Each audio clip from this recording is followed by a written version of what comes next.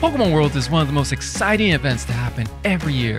You have nostalgic memories from the TV shows, friends new and old, upcoming releases, amazing decorations, and good old-fashioned Pokemon battles. You name it, if it's Pokemon related, it's all here, including someone I need to have a one-on-one conversation with. See, every big Pokemon event for the past couple of years always has a few fan-favorite mascots jumping around waiting for you to take a photo with them. Take last year's Worlds in Yokohama for example.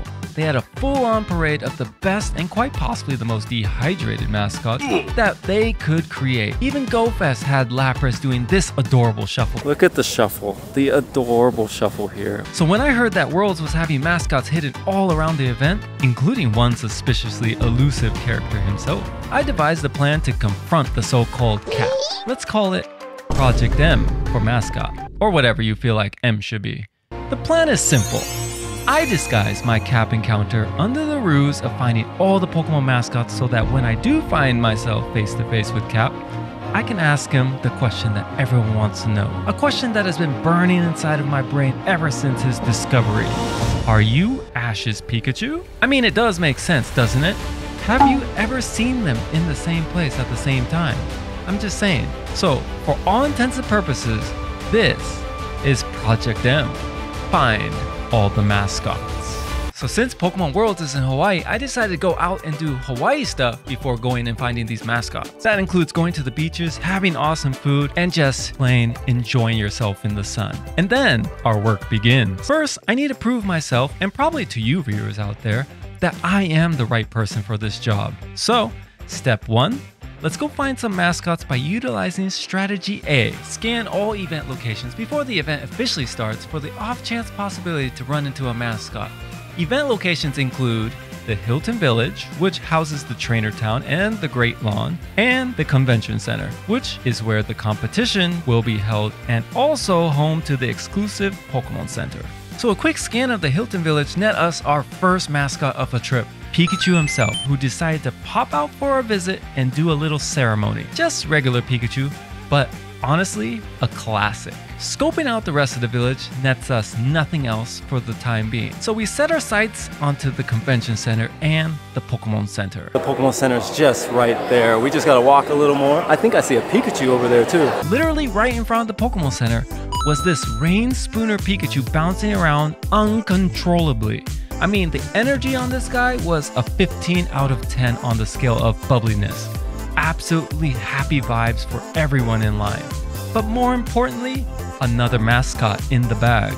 Absolutely crazy to have found 2 of the mascots in a span of less than an hour. I thought potentially I could find another inside the Pokemon Center, but only found Pokemon decorations and merch, which is nothing to scoff at, but it's not what we were looking for. Definitely watch the full Pokemon Center video linked in the description below because this location had amazing merch that you definitely want to check out. So strategy A was a big success. And now we move on to our next strategy. All right, we're at the Pokemon Worlds Convention Center on the 3rd floor right now, and I'm looking for those mascots, but I don't exactly know where they are. They don't tell you, so I have a feeling since they've given us this stamp rally, perhaps those locations might house one of the mascots. I don't know, why else would they tell you to go and find different areas with different rooms? So I'm gonna follow this map and hopefully we find a mascot. In order to start this strategy, we had to first get inside of the Pokemon Worlds event. Walking in with all the competitors and fans while getting high fives and witnessing all the beautiful decorations and seeing how everyone was so enamored with everything. I mean, the stage had so much cool details that we need a close-up to look through it all. Are they letting us go on the stage and take a quick glimpse of everything that's on here? It's overwhelming because there's so much cool stuff. We can walk up here and see the beautiful trophies that the #1 individual is going to win right here. The quality of all the gear was so high, and you can see the Unite desk right here, where the competitors in the finals get to use these amazingly comfy looking chairs and the ultimate setup with the cameras to boot. They have the Pokemon TCG table, the decorations, which I feel like are on another level this year. And I got to say, thanks to the Pokemon Company International for allowing me access to the stage. I can't believe the amount of detail they put into it. And to be able to show you guys is just the cherry on top. Oh, and we can't forget my favorite area. Right here, pretty good, is the Go area. Cameras that point go directly here to the Pokemon Go table. Leave a like on the video if you want more exclusive Worlds videos next year. But now, back to our current adventure. The first room we have is the Genki Ball making. I'm not sure what this is, but I think it's a Hawaiian treat. I don't know, we're about to find out. So it looks like this is the end product. These are the ingredients. Of course, you have to wash your hands, and then you can go and create your items. So after learning about the Genki Ball and how they clean up the canal nearby, I went looking for my stamps in hopes of finding a mascot nearby. Got it. All right, we found the side event stamp. So I got that in. There was no sign of any of the mascots. We got Pokemon Unite going on behind me right now. The two teams are there battling it out. I want to check out the Pokemon Go area, which is on the complete other side of this whole stadium. So I'm gonna have to take a walk. But while we're walking, we might as well find another stamp location.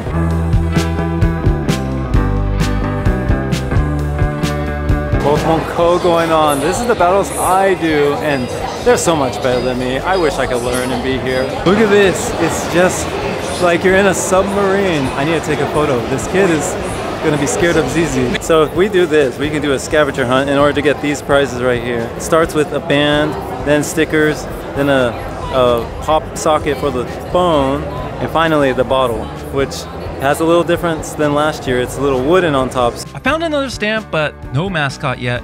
And then I discovered something really incredible. Well, we went upstairs to try to do more stamps, but there's a new game, guys, that's coming out soon. This is Pokemon trading card game Pocket. Let's see exactly what it is right now. There's a demo right now. Choose the booster pack you want. Which one do we want?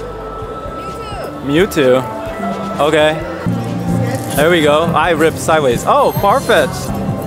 A Dynamo. Look at that design. Oh, Wooloo. Nice. Kirlia. Ooh. And what? Oh, Articuno DX. Hey. No, this is the regular version. This is what it would look like on your phone. Choose Pikachu. Open the pack. Oh, that's an AR Squirtle. That looks beautiful. Alright, this game looks absolutely amazing, but it's time to move on and keep searching for those mascots, especially that Captain Pikachu, because I know he's hiding around somewhere in this convention center. Oh, we have the room with the Pokemon TCG illustration contest, and there's a stamp right here. I guess we should get our stamp going, but let's go inside and check out the illustrations really quick. Now, I'm not one who can actually draw anything, let alone have an artistic side, but these drawings are absolutely beautiful. These people have so much talent. I really wish I could showcase all of them, but unfortunately, I don't want to make this video super long. Simplicity. I think this is my favorite one. I really like this one. It's simple, but yet it's artistic. The illustrator stamp. There we go. I don't know what merchants are, but they are in here. What are they selling? So the merchants were selling cards, gifts, plushes, toys, that type of thing, which was really cool. Definitely a place you could stop by and buy new things, old things, used things. This one's next to the collect and trade corner. Might have to keep this for myself. Oh, whoa. I pushed too hard. Watch this. Much nicer. It's cuter.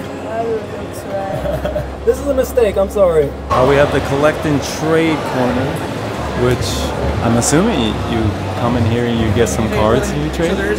Alright, they won't let us film in that trade corner, so it's okay. But what was inside was a bunch of card sellers, basically willing to trade their cards or probably sell their cards. Definitely lots of opportunity to trade cards. I got a couple more stamps, messed up a couple more times, but still no sight of the mascot. But that's okay because we're one step closer to finishing off our stamp rally. One's in the Pokemon Theater where they show the movies of previous years. I think they have the first movie showing as well as others. And then the other one's in the Pokemon Talk area. We have ourselves our 7th stamp at the theater. And that is the Steenie stamp, which we're gonna do a great job of this time. Medium top. This is the movie one because you can see Pokemon the movie. Let's get this a zoomer on there. 1, 2, 3. I got better. Over time, I got better. Okay, it's pretty obvious. I wasn't able to find any mascots, but I did finish the stamp rally and I'm about to collect the prize. So let's see what kind of prize they have. There you go, hon. Thank you. This is yours. Thank you. Thank you. You're welcome. This is the prize that you get if you finish the stamp rally, which is really cool and has a QR code on the back. It's a long sticker full of every single one that we just got. But once we finished the stamp rally, we couldn't find any mascots here. So I'm wondering if they're at the Hilton Village.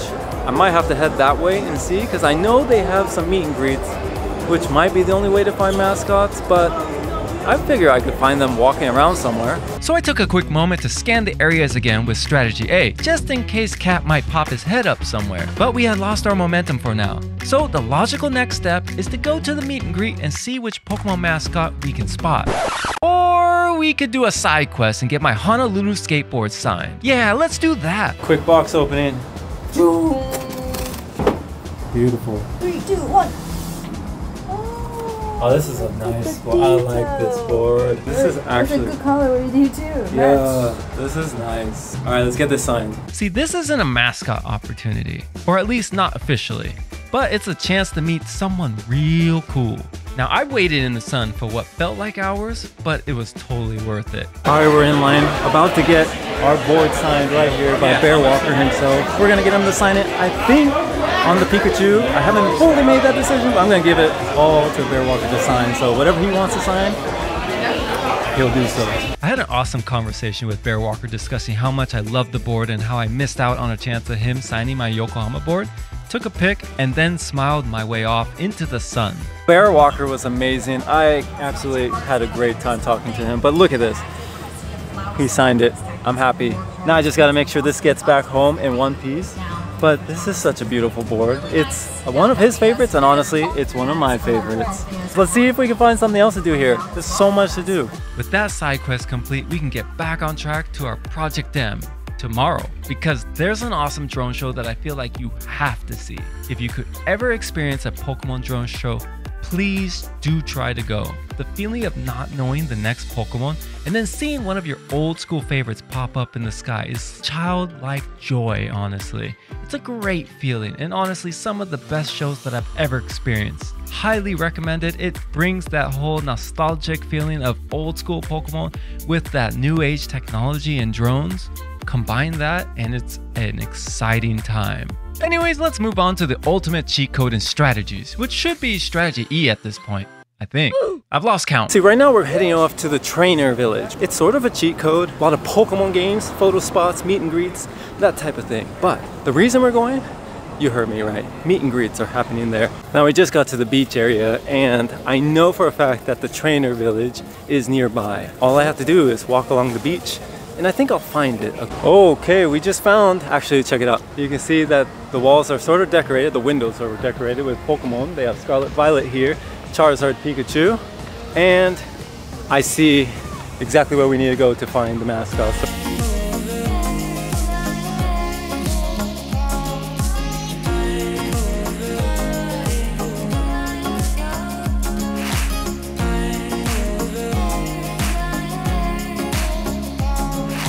Now the Great Lawn is a location where they have a lot of activities, events going on. You have cornhole. Oh, it's heavy. It's sort of heavy. I'm not left-handed, but here goes nothing. No, no good. A lot of photo spots where you can take photos with your favorite Pokemon. There's a Dragonite photo spot. Like, I'm tall, but they got Dragonites sitting here taller than me. Real life-size Dragonite photo. Pokemon bowling, Alone Executor bowling. All these choices. These are very adorable. All right, I'm gonna pick Pachadis. Yes. I think they're gonna be doing the meet greet right here because I can see there's a line for me, so I gotta get in line.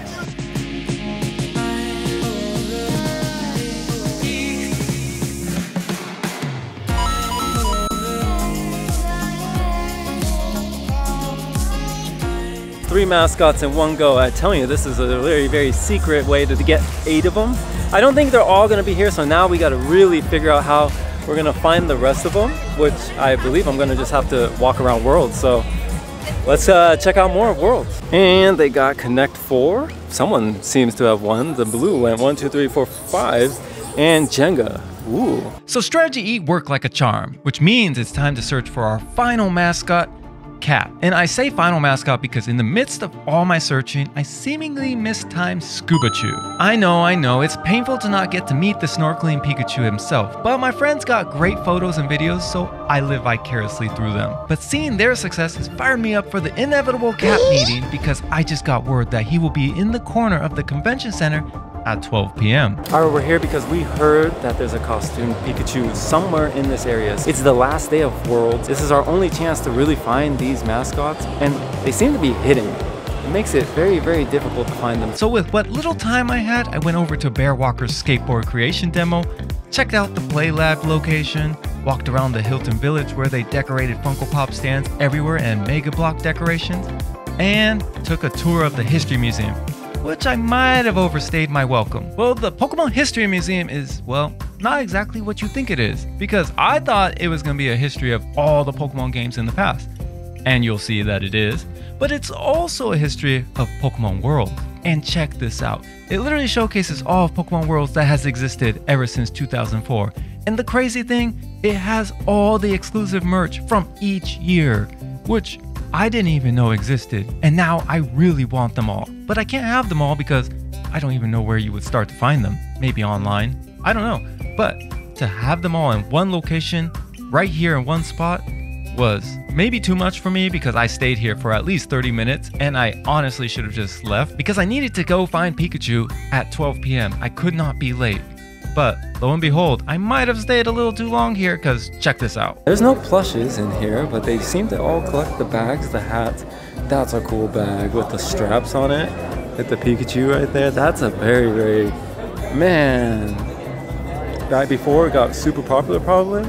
This bag looks so cool. And then we got the London backpack. I'm not the biggest fan of the London backpack actually. But then next to it is the Yokohama backpack right here, which I remember that from last year. I didn't get that at all. And the sleeves right there. And finally we move on to the Hawaiian backpack and the hat. I didn't see the hat in the shop actually, but that looks clean. This bag, that booklet. Oh, this hat, I didn't see this. World Champions. That's cool. Oh, these plushes right here look super sick. Okay, so we have these plushes from the top from Hawaii. Then Yokohama. Then we move down to London right here. And then this looks like the World Championships Pikachu. It looks like Safari. And then we have specific ones like this is Tennessee.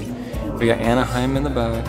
We have San Francisco, Boston, and then 2012 Hawaii right there. They of course had all the decks from all the worlds in the past, but of course I can't steadily hold this camera for the life of me for some reason. But then I got to an area that is quite amazing. Other than these cards are amazing too. But then we get to nostalgic area number 1. Oh my god, the final thing that they have in here is they have the generations. So each generation they have the Game Boy, right? And the red, blue, and yellow. The green version should be here too, but it's not. Then they have gold and silver, two of my favorite generations, on the Game Boy Color. Moving over to the Ruby Sapphire, played this crazily for the Game Boy Advance. Then Diamond and Pearl on the DS original. There's Pearl, there's Diamond. Then you got Black and White on the DSi. These two I didn't play too much because I got into it about 4 gyms in and then got tired. Then we got X and Y on the 3DS. Very, very nice 3D look. Sun and Moon on the 3DS XL. And then Sword and Shield. This is where we came back into playing Pokemon a lot more on the Switch. And finally, we are Scarlet Violet on the OLED model of the Switch. I told you the museum was cool, but cue sudden music change. And then suddenly, it happened. Cap stood me up. He didn't show. He left me hanging. It seems Pikachu has eluded us. I can't find him. He was supposed to be in the area and quite frankly, he's not there. So I guess it's been hot in the suit so he doesn't have the opportunity to really be around here. I was left to see the closing ceremonies without my encounter. Throughout all the awesome announcements, the new applications and Pokemon cards like the trainer cards, new features to Pokemon Go and Unite getting Psyduck, and the winners getting their time to shine, I realized that my mission was incomplete. The literal final strategy was incomplete.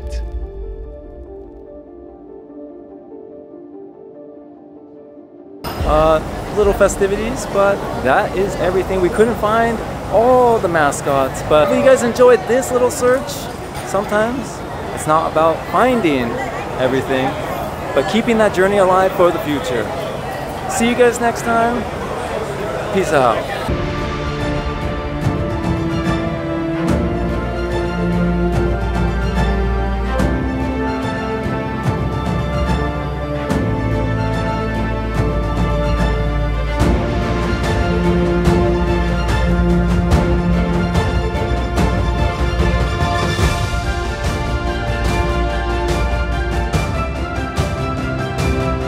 Interesting. Sometimes you have to accept that fate is not always in the cards. And sometimes you just have to leave it to chance. And when you do, you have to see the hidden message. And when you see that hidden message, take flight and go for it. I'll see you guys in Anaheim.